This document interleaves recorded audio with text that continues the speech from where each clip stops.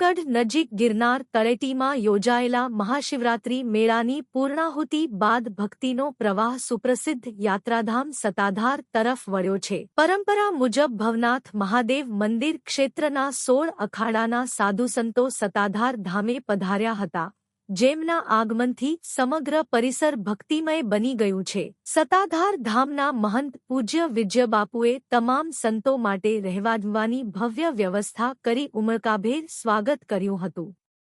3 દિવસીય રોકાણ દરમિયાન દેવપૂજન અને ગોલાપૂજન જેવી શાસ્ત્રોક્ત વિધિઓ યોજાઈ હતી। અંતિમ દિવસે પાકી રસોઈના મહાપ્રસાદ બાદ સંતોને દક્ષિણા અર્પણ કરી ભાવભીની વિદાય આપવામાં આવી। હર હર મહાદેવના જયઘોષ સાથે સતાધાર ધામ શિવમય બની ગયું હતું। જય સોમનાથ, જય આપગીગા। આજે શિવરાત્રીનું પર્વ આજ સુધી અમારે સતાધારે પૂરું થાય છે। વર્તમાન 2026 ની શિવરાત્રી ગિરનારમાં 5 દિવસ ભવ્યથી ભવ્ય સંતોએ રહીને મનાવી છે અને મનોરથ કર્યો છે।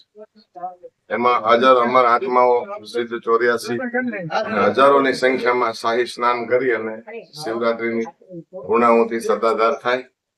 આજે 7 અખાડાના રમતા પંચ, દેવતાઓ અને સંન્યાસીઓ ખડદર્શન સંતો અહીંયા 3 દિવસ રોકાયા। બધાને ખૂબ પ્રેમથી ભાવથી અમારાથી થતી હતી સેવા કરી અમારી સંસ્થા તરફથી।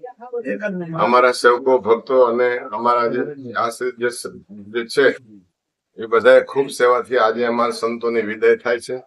સતાધારની બીજ, ફાગણની બીજ અમારી બહુ મહત્વની હોય છે, કેમ કે આજે અહીંયા બધા સંતો મેળાનું વિસર્જન કરે છે। અહીંથી સોમનાથ બધા સંતો જશે 7 અખાડાના અને આવતા વર્ષે પાછી પૂર્ણ શિવરાત્રીની તૈયારી થશે। આ એક સનાતનવાદ છે, આ એક સનાતન જાગૃતિ છે।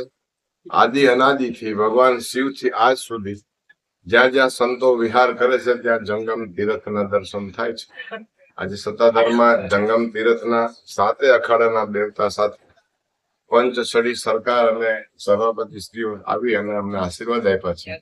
આવનારી શિવરાત્રી સુધી ફરી અમે ઇંતજાર કરશું। આવો જ મનોરથ શિવરાત્રીનો સતાધારનો પૂર્ણ થાય એવી બધા પાસે અમે પ્રાર્થના કરશું। જય આપા।